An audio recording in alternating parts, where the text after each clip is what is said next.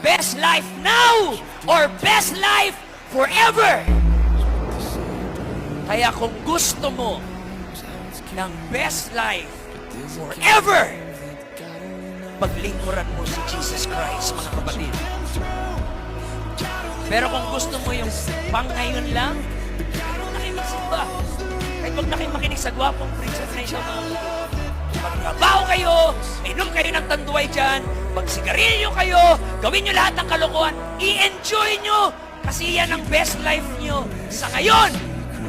Pero mag-antay ka sa araw ng iyong pagkamatay, it will be a worse life. Pero sa buhay Kristiyano, maaring mahirap, maraming pagsubok, maraming bawal, maaring may mga lugar na hindi mo na pwedeng puntahan, may mga damit na hindi mo na pwedeng suotin, may mga salita na hindi mo na pwedeng sabihin, may mga tao na